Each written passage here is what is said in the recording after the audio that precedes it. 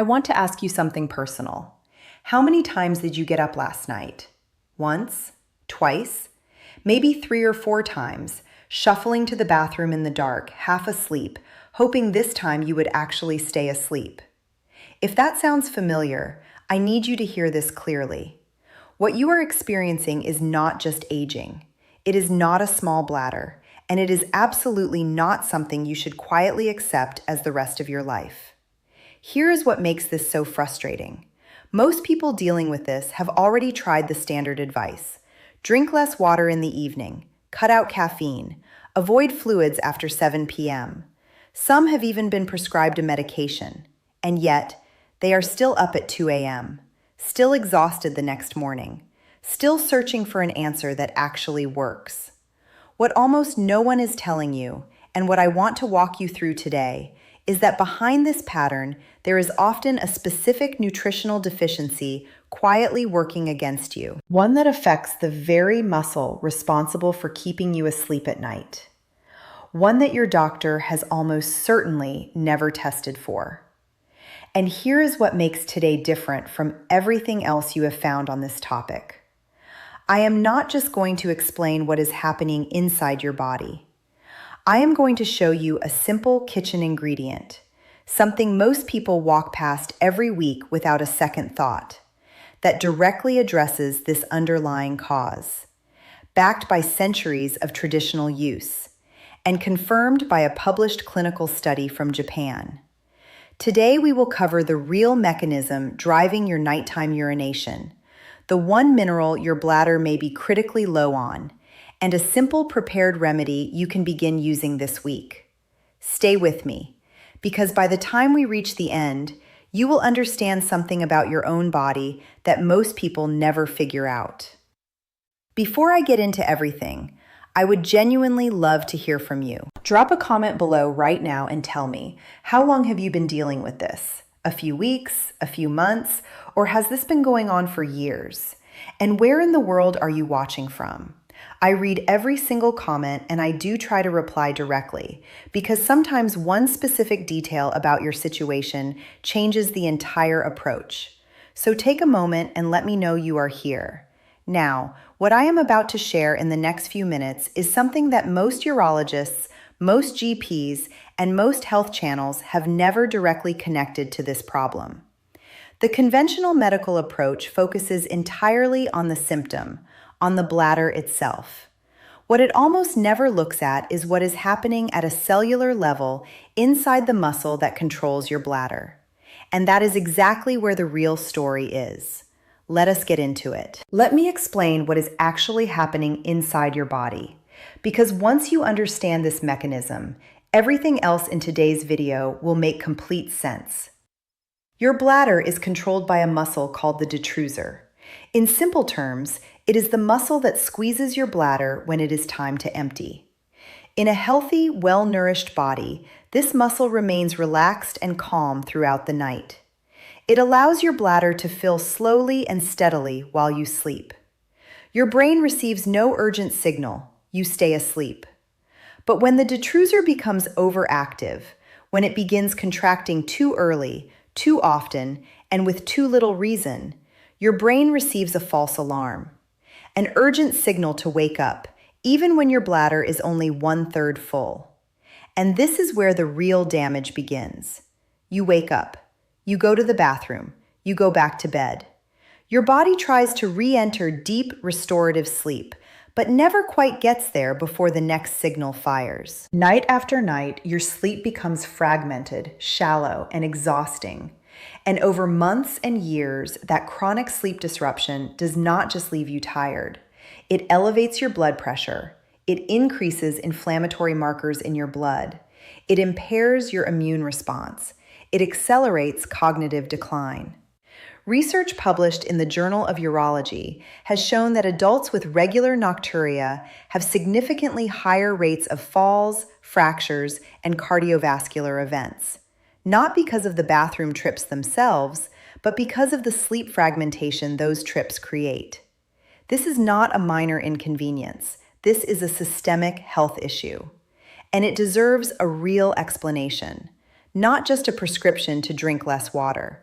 Here is what most people never realize. This is not simply what getting older looks like. Most adults over 50 today are chronically deficient in the specific minerals that keep the bladder muscle calm and regulated. And that nutritional depletion, driven by decades of processed food, chronic stress, and medications, is often the real starting point of this entire cycle. Stop for a moment, because I want you to consider this number, 68%. That is the percentage of US adults who are not getting enough of the mineral that directly controls your bladder muscle. Nearly 7 out of every 10 people. And for those over 50, peer-reviewed research consistently shows that number jumps to 1 in 2. This is not a rare condition. This is an epidemic happening inside millions of people who have absolutely no idea. One of the most overlooked and most consequential causes of nighttime urination is a deficiency in magnesium.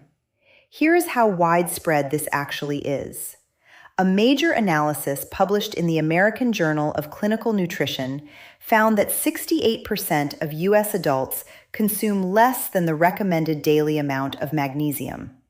And the situation becomes dramatically worse with age. Multiple peer-reviewed studies consistently show that up to 50% of older adults are running on suboptimal magnesium levels, with most not even aware of it.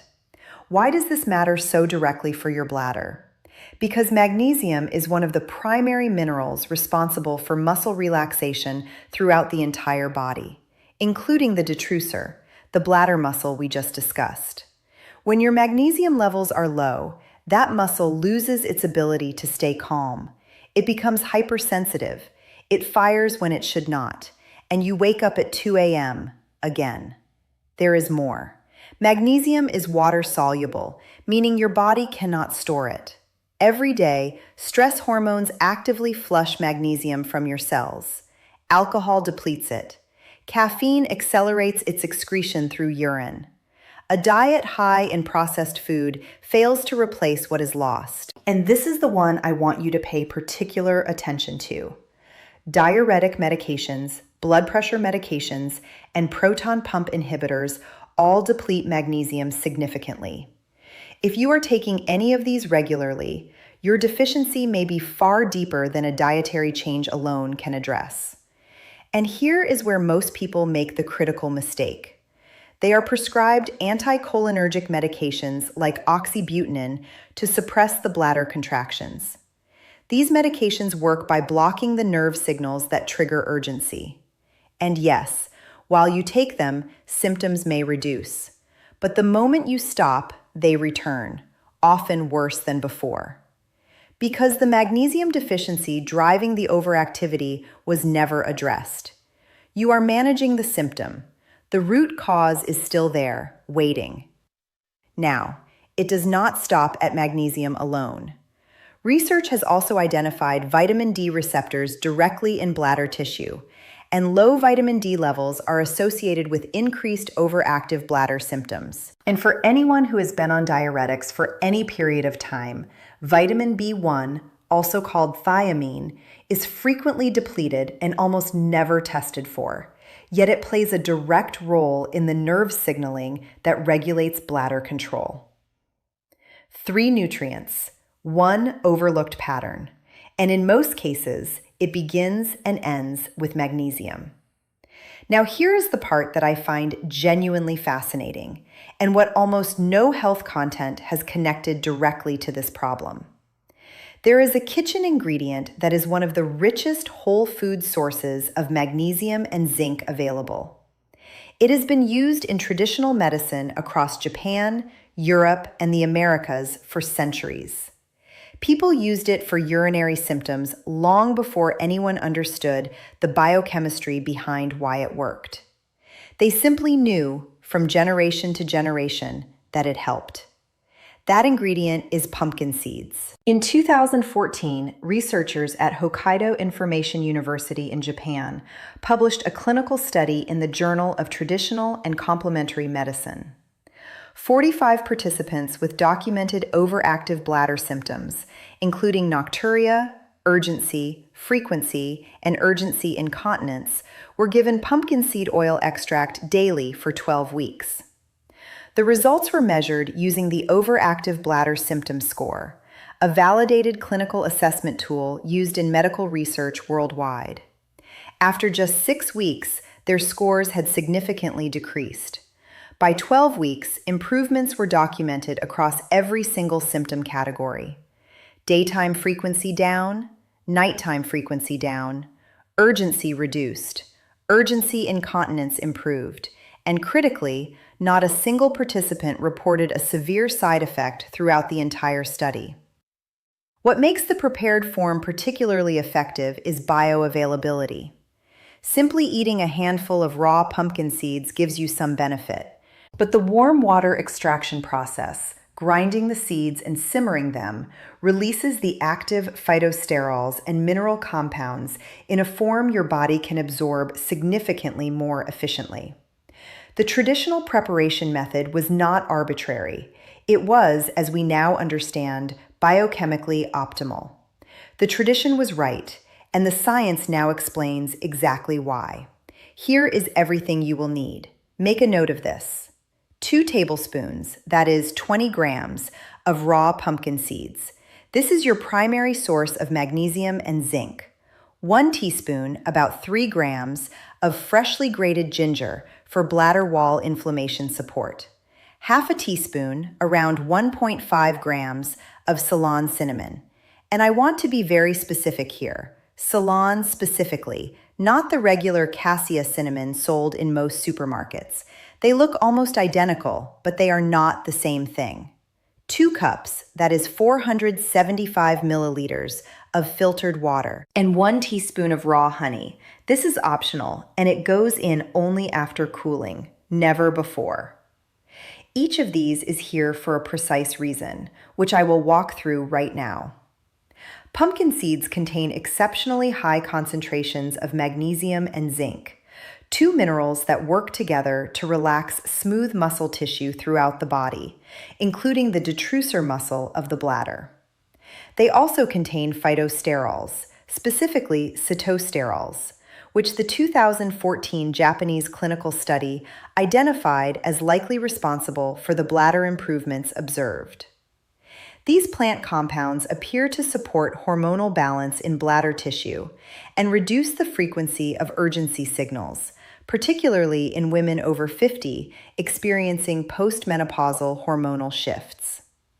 Ginger contains active compounds called gingerols and shogols, among the most extensively studied natural anti-inflammatory agents in nutritional science. What most people do not realize is that chronic low-grade inflammation in the bladder wall is a real, documented contributor to bladder overactivity. It does not always cause pain.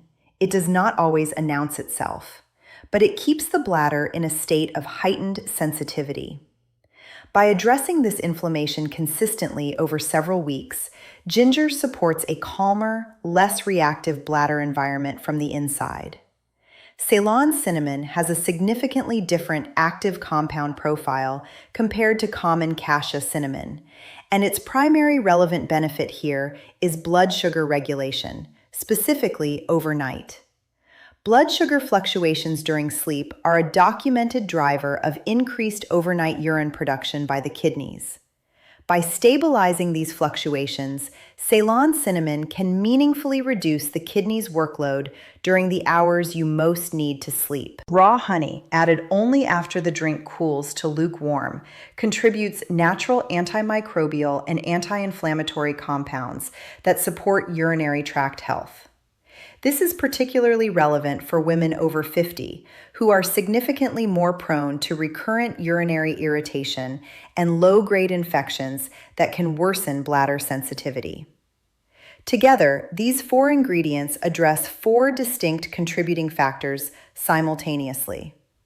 Magnesium and zinc relax the muscle. Ginger calms the inflammation. Cinnamon steadies the overnight kidney load. Honey protects the urinary environment. This is not a single ingredient remedy. It is a layered, synergistic system, and that is what makes it work where single approaches have failed. Here is exactly how to prepare this. These steps matter, so follow them carefully. The night before, take your raw pumpkin seeds and place them in a dry pan on the lowest heat setting. Toast them gently for 2 to 3 minutes, stirring continuously. You are not roasting them, simply warming them until they begin to release a light, nutty aroma. Remove from heat, allow to cool completely, then grind them coarsely in a blender or spice grinder. Store in a small sealed container overnight. In the morning, bring your 2 cups of filtered water to a calm, gentle simmer. Not a rolling boil, a quiet, steady simmer. Add your ground pumpkin seeds and freshly grated ginger. Allow this to simmer on low heat for exactly 10 minutes, stirring occasionally. In the final 2 minutes, add your Ceylon cinnamon and stir gently to combine. Switch off the heat. Pour through a fine mesh strainer into your cup.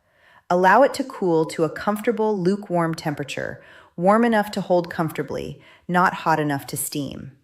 Only then, add your raw honey if using. Heat above 40 degrees Celsius destroys its active beneficial compounds entirely. This step must always come after cooling. Drink this in the evening, approximately 90 minutes before your target bedtime. Sip it slowly and steadily over 10 to 15 minutes. This is not something to rush. For the first 21 days, this is phase 1, use this every single day without missing once. This initial phase is what allows your magnesium levels to begin genuinely restoring and what gives the pumpkin seed compounds sufficient time to build their effect in your bladder tissue. One skipped day will not ruin the protocol, but consistency in this window is what separates meaningful results from minimal ones. After 21 days, phase 2, 4 to 5 times per week is sufficient for ongoing maintenance and continued support. Alongside this remedy, drink 6 to 8 glasses of plain water daily, spread across your morning and early afternoon, tapering off after 5 p.m. The remedy does the therapeutic work. Water supports the flushing process. Both are necessary for the best results. Here is an honest, realistic timeline of what to expect. Week 1, your body is beginning to replenish. You may notice improved sleep quality, feeling more rested, even before you notice a clear reduction in bathroom trips. Some people report a subtle reduction in urgency intensity during this first week. Weeks 2 to 3. This is typically where a meaningful shift begins. Many people experience fewer nighttime voids or find that urgency feels less sudden, less forceful, and significantly more manageable. Sleep becomes noticeably more continuous. Week 3 to 4. With full protocol consistency, a meaningful reduction in nighttime trips is what the majority of people committed to this approach report. Not overnight, not in 1 week, but real, sustainable, progressive improvement. 1 week will not tell you what this remedy is capable of. Commit to the full 21 days. Your body needs time, and it will respond. Alongside this remedy, here are 3 specific adjustments that will significantly amplify your results. Make a note of these. Number 1, reduce your sodium intake, particularly in the afternoon and evening. High sodium causes fluid to accumulate in the soft tissue of your legs throughout the day. The moment you lie down at night, gravity no longer holds that fluid in place. It redistributes upward, re-enters your circulation, reaches your kidneys, and gets filtered directly into your bladder, often within 60 to 90 minutes of lying down. This is a real, documented physiological mechanism. The biggest hidden sources are not the salt shaker. They are bread, canned soups, deli meats, and restaurant meals. Read labels. Aim for under 2,300 milligrams per day. Number 2, avoid caffeine and alcohol after 4 p.m. Both substances actively suppress vasopressin, your body's natural overnight hormone that tells the kidneys to slow urine production while you sleep. Even 1 glass of wine in the evening can override hours of good preparation and significantly undo the work of the remedy. Number 3, if you sit for long periods in the afternoon, elevate your legs for 30 minutes before dinner. A pillow under your calves is sufficient. This simple position change allows the fluid that has pooled in your lower legs during the day to return to your circulation while you are still awake and upright, so your kidneys and bladder process it before bedtime rather than at 2 a.m. And to support your magnesium levels further through food, focus on dark leafy greens like spinach and kale, almonds, black beans, avocado, wild-caught salmon, and pumpkin seeds as a daily snack. These are your strongest natural dietary sources, and all are widely available year-round. Before you begin, please take careful note of these precautions. 1. If you have a diagnosed kidney condition or are on kidney-related medication, please speak to your doctor before changing your mineral intake. Magnesium levels interact directly with kidney filtration function. 2. If you are currently taking blood pressure medication, magnesium can interact with certain antihypertensives. Please check with your healthcare provider before starting. 3. If you are pregnant or breastfeeding, consult your doctor before introducing any new preparation into your routine. 4. If you have a known allergy to pumpkin, seeds, or related plants, please avoid this remedy and speak to a qualified health professional about alternatives. 5.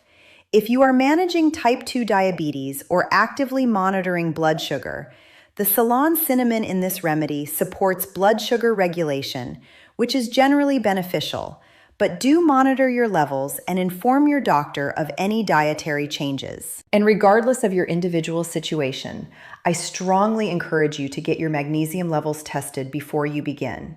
It is a simple, inexpensive blood test available through your GP or family doctor. Knowing your starting point tells you exactly how depleted you are and gives you a clear baseline against which to measure your progress. Your body has been sending you a signal every single night, and now, for the first time, you have a real explanation for what that signal means, and something specific, practical, and evidence-backed that you can do about it starting this week. If this was helpful, please give it a like. It takes 1 second and it helps more people find this information when they need it most. Share it with someone in your life who is losing sleep over this and has been told it is simply part of getting older. Subscribe, because there is a great deal more I want to share with you on this channel. You deserve better sleep, and your body, given the right support, is capable of giving it to you. Take care of yourself.